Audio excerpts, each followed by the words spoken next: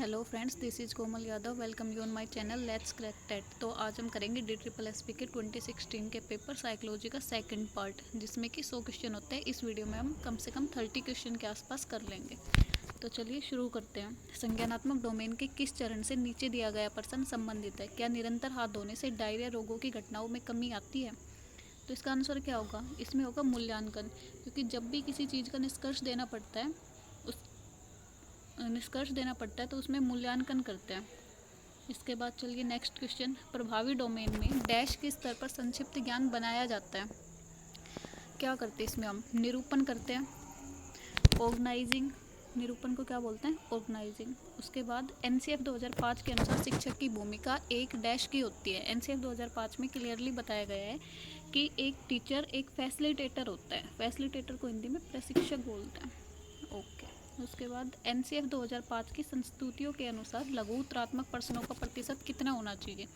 लघु उत्तरात्मक प्रश्नों का प्रतिशत NCF में फिक्स है, 25 से 40% के बीच में ये होना चाहिए। ओके। उसके बाद सूक्ष्म शिक्षण की खोज किसके द्वारा की गई थी? सूक्ष्म शिक्षण की माइक्रो टीचिंग की खोज किसने की थी? एलन ने की थी। इसमें 4 वैज्ञानिकों के नाम आते हैं, जिसमें से एलन मेन है, तो सबसे पहले एलन आएगा। IQ स्तर जो पठन रोगों की बुद्धिमत्ता की कमी से अलग करता है। इसका मतलब है कि मिनिमम कितना IQ होना चाहिए कि उससे ज़्यादा के बच्चों को हम पढ़ा सकते हैं, और उससे कम के बच्चों को पढ़ाने में दिक्कतें होती है, काफ़ी उनको अलग स्पेशल एजुकेशन देनी पड़ती है, तो इसमें आएगा 70। किस गतिविधि में प्रत्यक्ष पठन शामिल नहीं है? प्रत्यक्ष पठन से मतलब है कि जो चीज़ें हमारे सामने होती है। व्याख्यान, समूह चर्चा, विद्यार्थी वाद विवाद, पाठन द्वारा पठन। व्याख्यान, इसमें क्या होगा? लेक्चर मेथड में बच्चे एक्टिव नहीं होते हैं, वो बस सुनते हैं, उनका ध्यान कहीं भी जा सकता है, एक्टिव लर्नर्स नहीं बनते इसमें। एरिक एरिक्सन के मनोसामाजिक विकास के सिद्धांत में उद्योग बनाम हीनता का चरण डैश वर्ष के दौरान हुआ। एरिक एरिक्सन मनोसामाजिक विकास के सिद्धांत के प्रदाता है। उन्होंने 8 स्टेज बताई थी, जिसमें से उद्योग बनाम हीनता 5 से 12 की स्टेज में आती है। 5 से 12 वर्ष में बच्चा उद्योग बनाम हीनता का होगा, मतलब वो अगर वो कुछ काम करता है उसको आप साथ देते हो तो ठीक है, वरना उसमें हीन भावना उत्पन्न हो जाती है। इसके बाद संक्षिप्त विचार सामान्यतः आरंभ होते हैं। संक्षिप्त विचार से मतलब है एब्स्ट्रैक्ट थिंकिंग। एब्स्ट्रैक्ट थिंकिंग हमारी आती है औपचारिक संक्रियागत अवस्था में। चार स्टेज बताइए जीन पियाजे ने। SPCF, sensory motor, pre operational, concrete और फॉर्मल।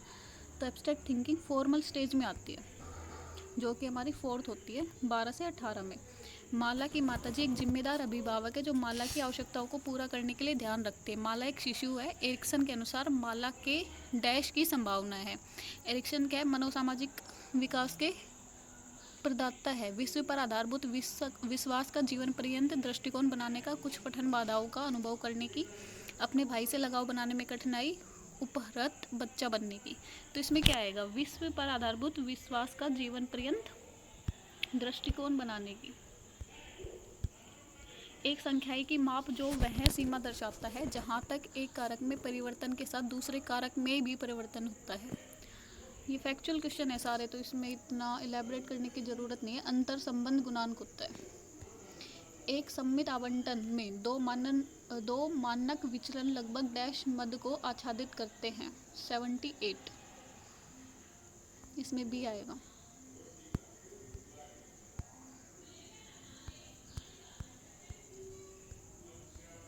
वाइगोत्स्की के क्षेत्र के निकटस्थ विकास का उदाहरण होगा। वाइगोत्स्की के क्षेत्र के निकटस्थ विकास का सिद्धांत होगा। वाइगोत्स्की ने 3 अवधारणाएं दी है, स्कैफोल्डिंग, ZPD और MKO, जिसमें से ZPD निकटस्थ विकास का सिद्धांत क्या है? ऐसा गृह कार्य दिया जाना जो विद्यार्थी अपने आप नहीं कर सकता, परंतु शिक्षक की मदद से कर सकता है, ये आएगा। ओके। C, सुदृढ़ीकरण का प्रकार जो विलोपन की धीमी गति उत्पन्न करता है। इसमें दोस्तों DSSB ने B आंसर माना है, लेकिन इसमें मेरे हिसाब से 4th ऑप्शन होना चाहिए, क्योंकि चौथे में ही विलोपन की सबसे धीमी गति होती है। लेकिन ठीक है, DSSB ने अगर B माना है तो। गेस्टाल्ट सिद्धांत की अभिधारणा है कि तत्वों को स्वरूप के अनुसार समूह में रखना चाहिए। यह सिद्धांत क्या है? गेस्टाल्ट का सिद्धांत संपूर्णाकार का सिद्धांत होता है। सेम तत्वों को सेम स्वरूप के अनुसार रखते हैं, तो उसमें समानता का सिद्धांत आएगा। व्याख्यान विधि का एक लाभ है कि समस्या सुलझाने को सुगम बनाते विद्यार्थियों में उच्च अभिग्राह्यता होती है एक लघु अवधि में तथ्यात्मक सूचना का। व्याख्यान विधि को एक अच्छा मेथड नहीं माना जाता है क्योंकि इसको एक उच्च कक्षाओं के लिए ही उपयोगी है, प्राथमिक कक्षाओं में और निम्नतम कक्षाओं में इसको यूज़ नहीं कर सकते हैं। तो इसमें सी आएगा कि एक कम अवधि में लंबे पार्ट को हम पढ़ा सकते हैं। व्याख्यान विधि के कुछ अवगुण डैश द्वारा दूर किए जा सकते हैं। व्याख्यान की अवधि बढ़ाकर नहीं, विषय को संगठित तरीके से प्रस्तुत कर हाँ, दृश्य श्रव्य उपादान प्रयोग करके ठीक है, विद्यार्थी अनुशासन सुनिश्चित करके नहीं। तो इसमें क्या आएगा, दूसरा और तीसरा ठीक है, तो बी ऑप्शन में सेकंड और थर्ड ठीक। इसके बाद निम्नलिखित में से कौन सा पठन का एक लक्षण नहीं है। पठन एक आजीवन प्रक्रिया है, हाँ ठीक है। पठन प्रत्यक्षतः विचार योग्य है, ठीक है। पढ़ाने को अभ्यास द्वारा सुरक्षित किया जा सकता है, नहीं ऐसा कुछ नहीं है, तो इसमें सी ऑप्शन हो जाएगा। कक्षाओं में भौतिक वस्तुओं का समूहीकरण उनके लक्षणों के आधार पर करना डैश की एक विशेषता है। कक्षाओं में भौतिक वस्तुओं का समूहीकरण उनके लक्षणों के आधार पर करना, तो इसमें क्या होगा, इसमें इंग्लिश में देखना पड़ेगा, हिंदी में पता नहीं क्या दे रखा है। कॉन्सेप्ट लर्निंग आएगा जो grouping of physical objects into classes based on their characteristics is a feature of learning by discrimination. विभेदिता का आएगा इसमें, क्योंकि अगर उनको अलग करके समूहों में बांट कर करा रहे हैं तो डिस्क्रिमिनेशन का आएगा। इसके बाद देखते हैं किंडरगार्टन स्कूल सबसे पहले कहाँ स्थापित किए गए थे। किंडरगार्टन स्कूल सबसे पहले यूएसए में शामिल किए गए थे, यूएसए में खोले गए थे। उसके बाद एक मानक परीक्षण विधि में निम्नलिखित गुण आवश्यक होनी चाहिए। मूल्यांकन और प्रायोज्यता ठीक है, वैधता मूल्यांकन ठीक है, वैधता विश्वसनीयता और व्यवहार्यता, इसमें तीनों आ जाएंगे, वैधता विश्वसनीयता और व्यवहार्यता ठीक है। विद्यार्थी की लेखन और अभिव्यक्ति की शक्ति द्वारा सबसे अच्छी तरह परीक्षण की जाती है।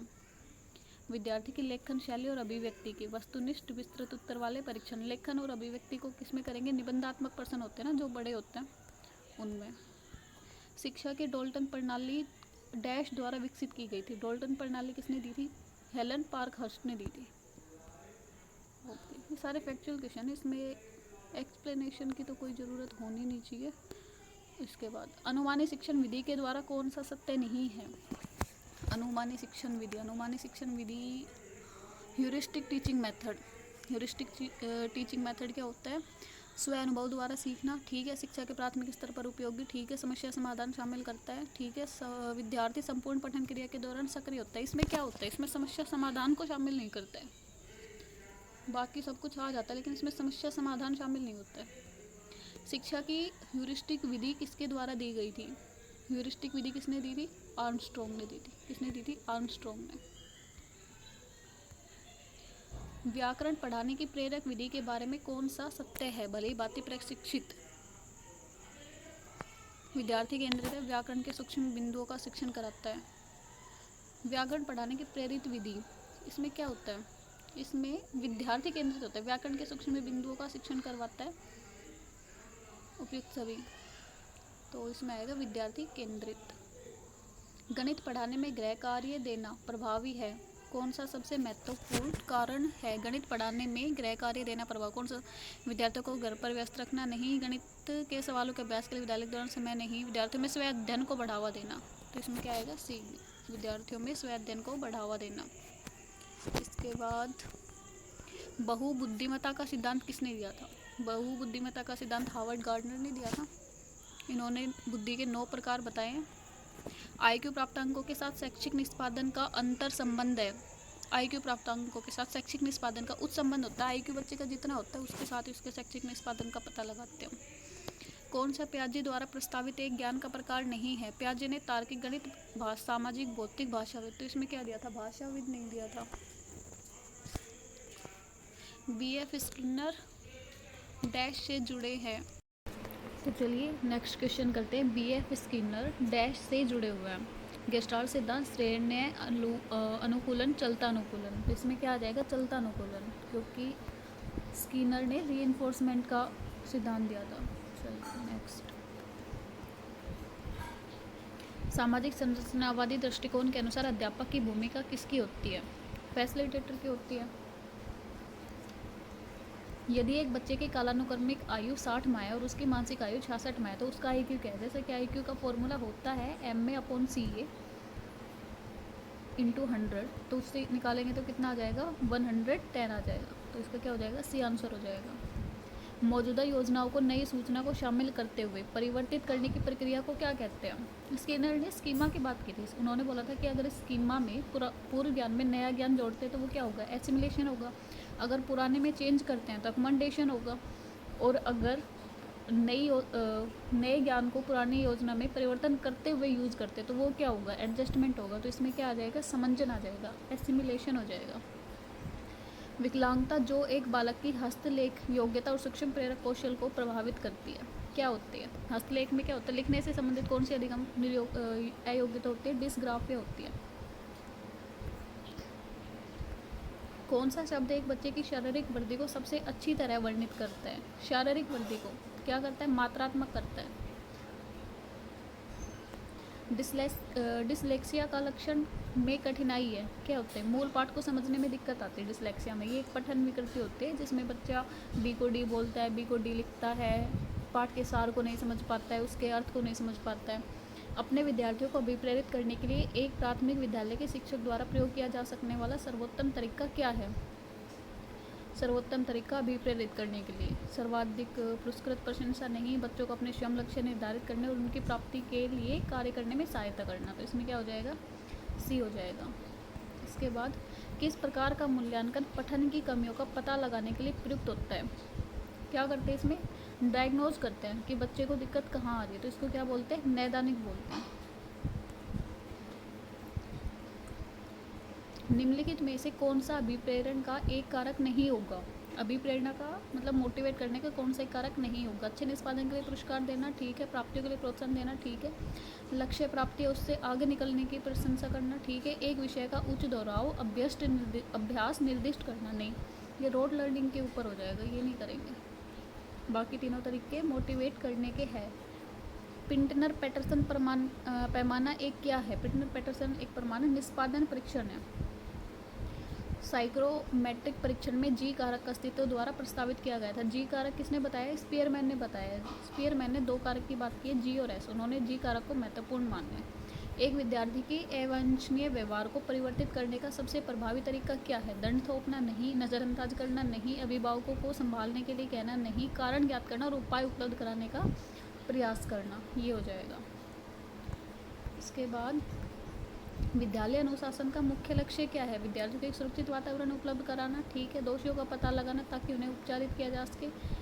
शिक्षण के लिए हितकर वातावरण उपलब्ध कराना। शिक्षकों की सुरक्षा निश्चित करना, क्या है, शिक्षण के लिए हितकर वातावरण उपलब्ध कराना।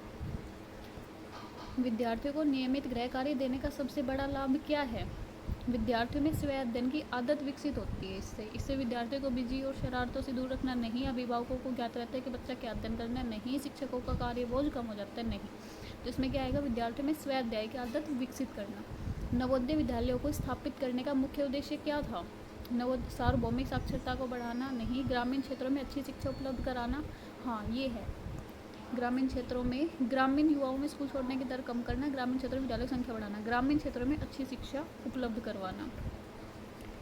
इसके बाद हार्वर्ड गार्डनर के बहुबुद्धिमत्ता सिद्धांत के अनुसार विद्यालयों में बुद्धिमत्ता के किस रूप का सम्मान नहीं किया जाता।